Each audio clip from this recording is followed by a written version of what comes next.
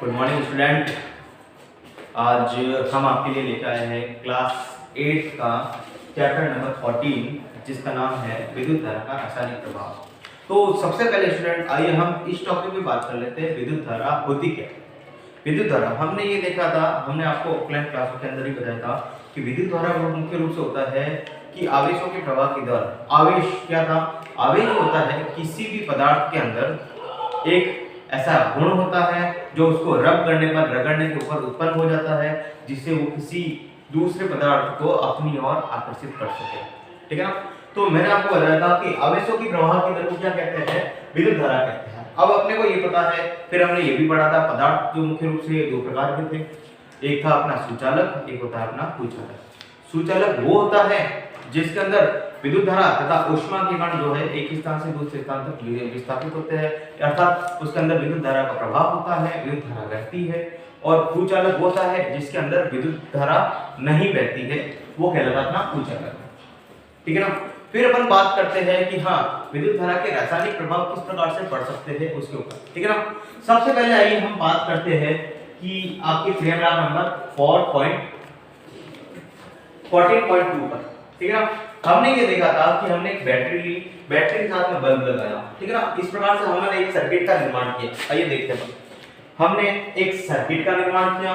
उस सर्किट के अंदर हमने क्या किया, इसकी सर्किट के दो सिरे, ठीक है ना, मान लीजिए तार है, तार के दो अलग सिरों को हमने एक बाल्टी के अंदर डाल दिया और बाल्टी के अंदर हमने नींबू के रस को डाला। ठीक है। बाल्टी ले लो, कटोरी ले लो या फिर ऐसा मग ले लो जिसके अंदर आपने नींबू के रस को डाला और इन दोनों तंतुओं को, जो तार के दो भाग है, उनके मध्य हमने 1 सेंटीमीटर की दूरी रखी। याद रखिएगा 1 सेंटीमीटर की दूरी ही होनी चाहिए, एक से अधिक नहीं और एक से कम नहीं। क्यों, आइए हम जानते हैं कारण।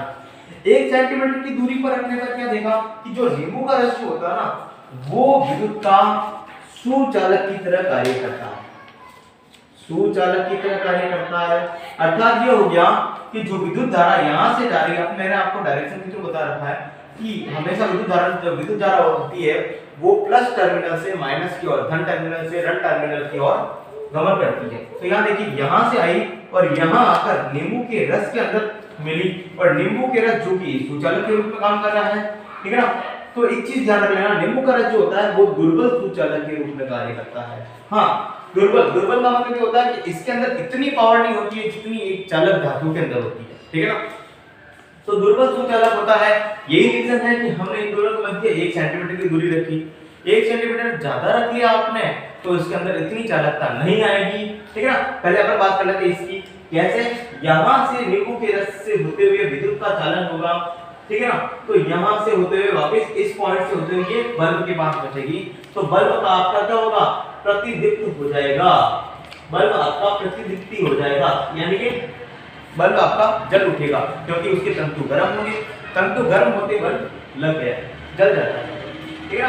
और आपको ऊष्मा के रूप में बल्ब प्रकाश के रूप में दिखाई देता है। ठीक है ना।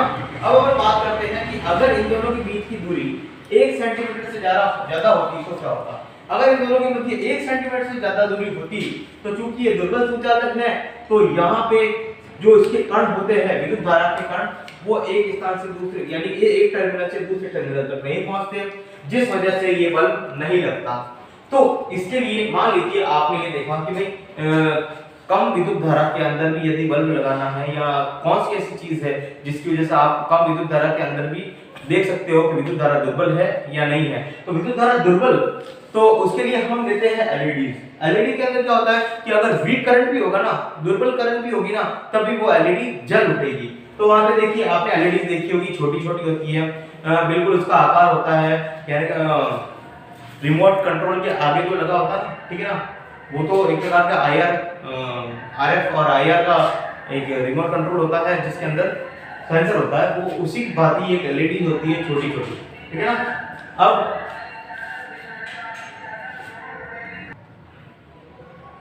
अब अपन बात करते हैं कि हम इसकी बात कर रहे थे कि जो एलईडी होती है उसके अंदर वीक करंट पाई जाती है। ठीक है ना। वीक करंट के अंदर भी ये जल उठती है। तो एक चीज हमें ध्यान रखना है कि एलईडी के दो टर्मिनल होते हैं, एक टांग उसकी लंबी होती है, एक छोटी होती है।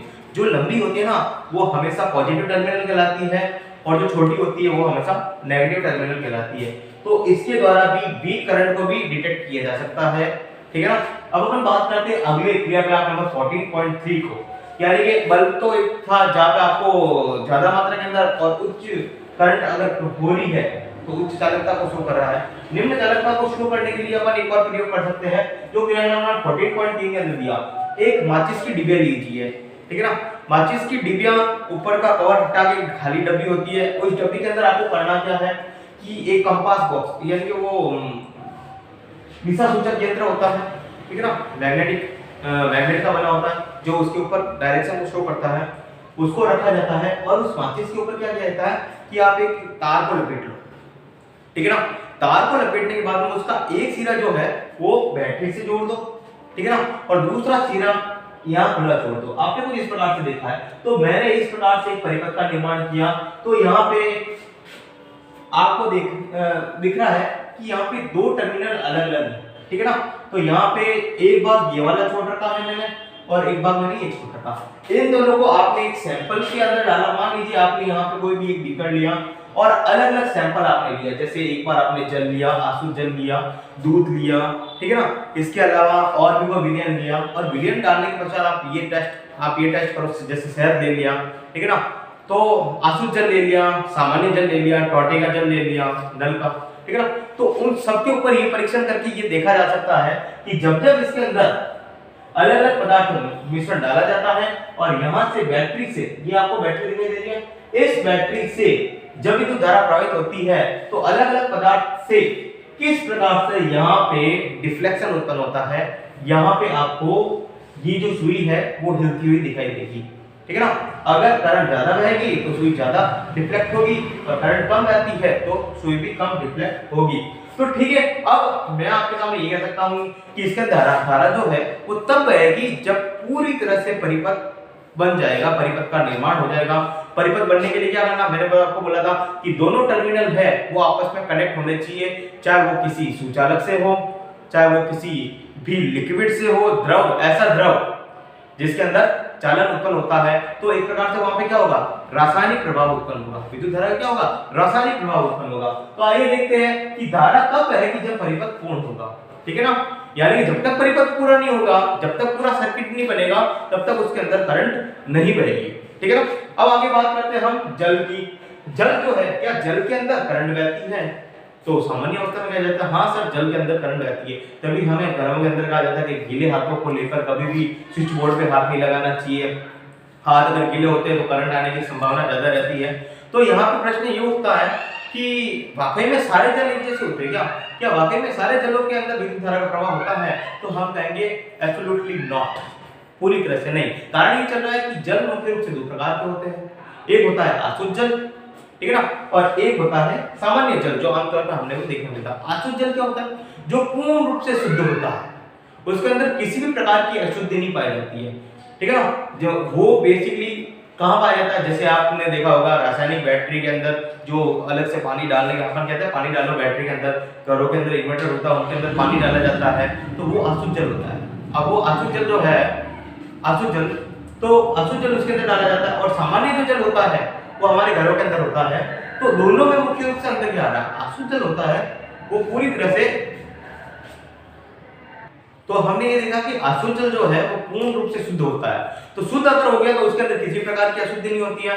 तो क्या हो रहा है, उसके अंदर अशुद्धि नहीं होने की वजह से क्या होता है कि विद्युत के कणों को वो किसी अन्य कणों के माध्यम से एक स्थान से दूसरे स्थान तक नहीं ले जा पा रहा है। तो जिसकी वजह से क्या हो गया कि आसुत जल जो होता है विद्युत धारा का पूर्ण रूप से अच्छा सुचालक नहीं होता, ठीक है ना। उसके अंदर जरा से भी अशुद्धि होती है। इसका मतलब क्या हो गया, जैसे हमारे घर के अंदर नल का पानी आता है उसके अंदर कई सारे केमिकल मिले हुए होते हैं, ठीक है ना। जैसे कि उसके अंदर लाल दवा मिलाई जाती है या फिल्टर करने के लिए, शुद्ध करने के लिए और भी चीजें मिलाई जाती है। उसके अंदर कुछ ऐसे होते हैं जो लवणीय पदार्थ होते हैं, ठीक है ना। कुछ ऐसी चीजें होती है जो हमारे शरीर के लिए कुछ अच्छी भी होती है, कुछ सही भी नहीं होती है। बावजूद इसके क्या होता है कि उनके अंदर कुछ ऐसे लवणीय पदार्थ जरूर होते हैं या कुछ अम्लीय पदार्थ जरा थोड़ा बहुत जरूर होता है, जिसकी वजह से क्या होता है वो विद्युत धारा के एक स्थान से दूसरे स्थान तक ले जाने में सहायक होती है। तो इसका मतलब क्या हो गया कि भाई जल जो है वो दो प्रकार के होते हैं, आसुत जल तथा सामान्य जल, ठीक है ना।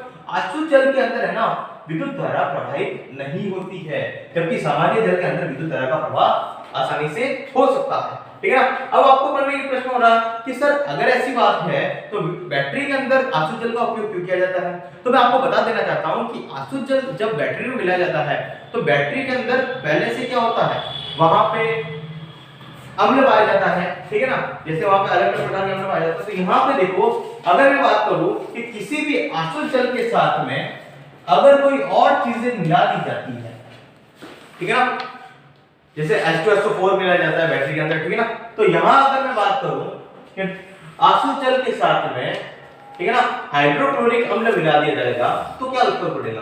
तो यानी कि क्या हो गया, अगर जैसे आसुत जल के साथ में हाइड्रोक्लोरिक अम्ल मिलाया तो अम्ल जल के साथ में मिलकर अम्लीय बना दिया इसका वातावरण, तो इसको जैसे ही अम्लीय बनाया तो इसके अंदर विद्युत धारा क्या आएगी, बचेगी। ये चीज ध्यान रख लेना कि भाई आसुत जल के साथ में यदि हाइड्रोक्लोरिक अम्ल मिल जाता है या तो क्या हो गया, इसका मान अम्लीय बन गया, और ये अम्लीय होते क्या हो गया, इसके अंदर विद्युत धारा प्रवाहित होगी। जैसे बैटरी के अंदर होता है, मैंने अभी भी बताया कि बैटरी के अंदर पहले से अम्ल होता है, ठीक है ना, एसिड भरा हुआ होता है, उसके अंदर जैसे ही आसुत जल मिलाया जाता है तो उसके अंदर क्या होता है, एसिड की मात्रा ज्यादा बढ़ जाती है, जिससे क्या होता है, वो ज्यादा मात्रा के अंदर कंडक्ट करने लगता है, चालकता उसकी ज्यादा आ जाती है। इसके अलावा ये तो अम्ल की बात हो गई, अगर आसुत जल के अंदर मैंने लवणीय पदार्थ को मिला दिया, ठीक है ना, मतलब क्षारीय पदार्थ को, सॉरी क्षारीय पदार्थ या अम्लीय पदार्थ, लवणीय पदार्थ, इट मींस कास्टिक सोडा मिला दिया, पोटेशियम आयोडाइड मिला दिया, तो क्या होगा, अगर इसकी मात्रा भी ये इसके अंदर मिल जाती है तब भी ये आयनिक बन जाता है, और आयनिक बनते क्या हो गया, आयनिक बनने के बाद ये इसके अंदर विद्युत धारा का प्रवाह करना शुरू कर देता है। अब ठीक है, तीसरा उदाहरण लेते हैं, क्या आसुत जल के साथ में चीनी मिलाने के ऊपर करंट का प्रवाह होता है?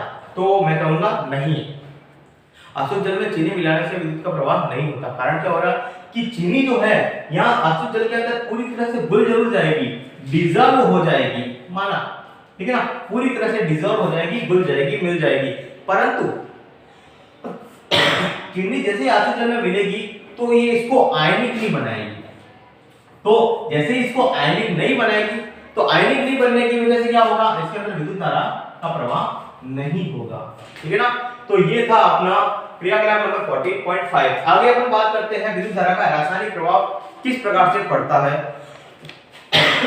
14.6 के अंदर। ठीक है ना, तो हम क्या करते हैं, हम एक बैटरी लेते हैं, उस बैटरी के दोनों अलग अलग टर्मिनलों को हमने दो अलग अलग कार्बन की छड़ों के ऊपर जोड़ा।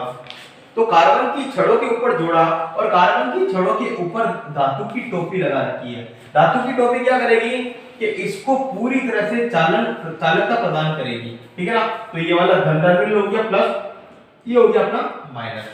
ठीक है ना, अब ये इसके अंदर जो कार्बन की छड़ें होती है ना, इनको इलेक्ट्रोड कहा जाता है। ये इलेक्ट्रोड होता क्या है, इलेक्ट्रोड बेसिकली वो तंतु होते हैं या फिर वो पदार्थ होते हैं जो कि कार्बन की छड़ के रूप में पाए जाते हैं, परंतु इलेक्ट्रोड कर क्या है, यहाँ पे चालन कर रहे हैं विद्युत का चालन करते हुए जो भी पदार्थ इसके अंदर भरा होता है उसके अंदर रासायनिक प्रभाव उत्पन्न करते हैं। इलेक्ट्रोड क्या करते हैं, वहां पे रासायनिक प्रभाव उत्पन्न करते हैं, किसकी उपस्थिति में, विद्युत धारा की उपस्थिति में। ठीक है ना, तो विद्युत धारा क्या कर रही है, जैसे इन इलेक्ट्रोड के ऊपर आ रही है तो ये वाला देखो प्लस से यहाँ पे करंट पहुंची पॉजिटिव के ऊपर। ठीक है ना, तो यहां से होते हुए अगर मान लीजिए इसके अंदर जल भरा हुआ है, ठीक है ना, आसुत जल के अलावा सामान्य जल की बात कर रहा हूं, या कुछ भी पदार्थ और भी भरा हुआ है, तो यहाँ और पदार्थ भरने की वजह से क्या होगा कि जो चालन होगा वो धन टर्मिनल से ऋण टर्मिनल के अंदर होगा, और धातु की टोपी ऊपर लगी हुई है, तो यहाँ पे क्या क्या परिवर्तन आपको देखने को मिल सकता है कि विद्युत धारा के रासायनिक प्रभाव के अंदर हम क्या क्या परिवर्तन देख सकते हैं। उसके अंदर या तो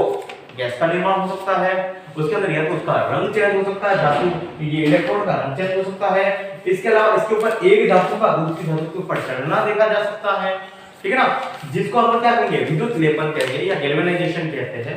ठीक है ना, गैल्वेनाइजेशन डिटेल में अपन अगली 10th क्लास के अंदर भी पढ़ेंगे। ठीक है ना, तो धातु का चढ़ना हो सकता है या अन्य प्रकार की रासायनिक अभिक्रिया हमें वहां पे देखने को मिल सकती है। तो इसका मतलब क्या हो गया कि जो इलेक्ट्रोड होते हैं वो रासायनिक अभिक्रिया को अंजाम देने का कार्य करते हैं विद्युत धारा की उपस्थिति में। चलो आइए हम एग्जांपल देते हैं कि एक आलू है, ठीक है ना, क्या आलू चालकता को प्रदर्शित कर सकता है क्या, उसके अंदर ऐसा क्या सीन क्रिएट हो सकता है जिसकी वजह से हम देख सकते हैं कि भाई आलू के परीक्षण करके देख सकते हैं क्या धातु क्या जो विद्युत धारा है आलू के ऊपर किस प्रकार से रासायनिक प्रभाव को दर्शाती है, ठीक है ना। तो हमने क्या किया, एक आलू लिया, आलू को बीच में से काट लिया, आधे आलू के अंदर क्या किया अपन ने दो टर्मिनल लगाए अलग अलग, एक टर्मिनल पॉजिटिव लिया, एक टर्मिनल हमने नेगेटिव लिया। ओके, तो हमने ये देखा यहाँ पे, और साथ साथ में हमने क्या जोड़ा, इसके साथ में माचिस की डिबिया, वही पहले वाला ये वाला सीन था, यहाँ पे हमने जोड़ दिया। तो माचिस की डिब्बी के अंदर हमने लिया था यहाँ पे वही मैग्नेटिक, ठीक है ना, मैग्नेटिक आप परीक्षण के लिए सुई वाला, ठीक है ना। तो यहाँ पे हमने क्या लिया, मैग्नेट रखा अंदर जो यहाँ पे डिटेक्ट करता है दिशा को। उसी प्रकार से हमने क्या किया, इसके ऊपर लपेट लिए वायर को, वायर को लपेटने के बाद हमने बैटरी से जोड़ा, और यहाँ से बैटरी के माध्यम से हमने जैसे ही करंट यहाँ पे स्टार्ट किया, विद्युत धारा बही, बैटरी से विद्युत धारा का प्रवाह हुआ। तो यहाँ पे क्या होगा, ये जरूर शो होगा कि भाई आलू के अंदर यहाँ पे जैसे सर्किट का निर्माण हो रहा है, यानी आलू के एक टर्मिनल सॉरी एक बिंदु के ऊपर एक टर्मिनल से दूसरे टर्मिनल की ओर विद्युत धारा का प्रवाह होगा। तो यहाँ पे क्या होगा, डिफ्लेक्शन होगा, ठीक है ना, यहाँ पर डिफ्लेक्शन उत्पन्न होगा। अगर यहाँ पे डिफ्लेक्शन उत्पन्न हो रहा है, यानी कि मतलब ये तीर आगे पीछे हो रहा है अपने स्थान से, तो ये मान के चलना कि विद्युत धारा यहाँ से पूरी तरह से बह रही है, और आलू के अंदर भी क्या होगी, कंडक्टिविटी हो रही है। तो आलू के अंदर जो रासायनिक तत्व होते हैं उनकी वजह से भी कंडक्टिविटी होती है, चालकता उत्पन्न होती है। मैं ये नहीं कह रहा हूँ कि उतनी चालकता उत्पन्न हो जाएगी जो एक सुचालक के अंदर होती है, उतनी नहीं हो सकती, परंतु रासायनिक प्रभाव की वजह से दुर्बल चालकता ही उत्पन्न होगी, परंतु होगी जरूर, ठीक है ना। तो हम साथ में ये क्या परिवर्तन देखते हैं, हम ये परिवर्तन देखते हैं कि ये जो आलू का टुकड़ा है और इस आलू के टुकड़े के ऊपर जो धन टर्मिनल है, उस धन टर्मिनल के ऊपर एक हरा नीला रंग का बिंदु बढ़ जाता है, वहां से वो हरा बिंदु टाइप वहां पे हरा हरा आलू दिखने लगता है, आलू का वह भाग क्या हो जाता है, पूरी तरह से हरा हो जाता है। तो ये क्या होगा, अगर उसने अपना कलर चेंज किया है तो हम ये कह सकते हैं कि वहां पे रासायनिक अभिक्रिया उत्पन्न हुई है, किसकी वजह से, विद्युत धारा की वजह से। तो अपन ये कह सकते हैं कि यहाँ पे विद्युत धारा का क्या हो गया, एक प्रकार का रासायनिक प्रभाव उत्पन्न हुआ, ठीक है ना। अब हम इस चैप्टर के सबसे अंतिम वाले भाग में पहुंचते हैं, ठीक है ना, जिसका नाम है विद्युत लेपन। अब पहली बात तो विद्युत लेपन होता क्या है, इसकी आवश्यकता कहाँ पड़ती है। तो मैं आपको एक बात बता देना चाहता हूँ, विद्युत लेपन कई बार एग्जाम में पूछा जाता है। विद्युत लेपन होता क्या है, विद्युत लेपन से तात्पर्य ये चलता है जब किसी एक धातु से किसी दूसरी धातु के ऊपर परत चढ़ाई जाती है, एक धातु की, ठीक है ना, एक धातु से दूसरी धातु के ऊपर परत चढ़ाई जाती है, तो उसे कहा जाता है लेपन करना। अगर वो विद्युत धारा की उपस्थिति में कराई जाती है तो उसे कहते हैं विद्युत लेपन। जैसे कि मैं आपको एग्जांपल देना चाहता हूं कि आमतौर पे जो महिला होती है, तो जो सामान्य महिला होती है, जो आभूषण महंगे महंगे वाले आभूषण नहीं खरीदती है, जैसे वेंटेक्स के हो गया, कुछ अन्य होते हैं, उनके ऊपर पॉलिश की होती है, पता आपको, ठीक है ना, जैसे चांदी के ऊपर सोने का वर्क किया हुआ होता है, उनकी पॉलिश चढ़ी होती है। तो ये जो पॉलिश होती है ना, ये सामान्य तरह से विद्युत लेपन विधि द्वारा ही अंजाम दी जाती है। तो एक धातु की परत दूसरी धातु के ऊपर चढ़ाई जाती है, ठीक है ना। तो पहले समझते हैं विद्युत लेपन कहते हैं किसको।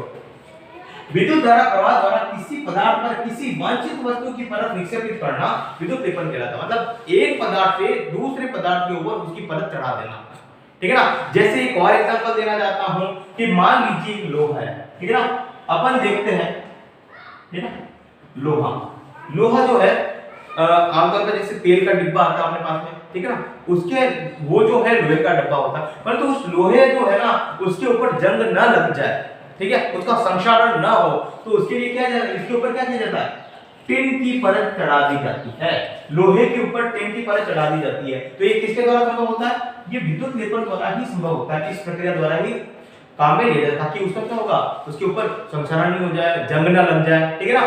तो अब बात करते हैं कि विद्युत धारा के प्रवाह द्वारा किसी पदार्थ पर किसी वांछित वस्तु की परत निक्षेपित करना विद्युत लेपन कहलाता है। आइए हम देखते हैं कैसे इस प्रक्रिया को अंजाम दिया जाता है।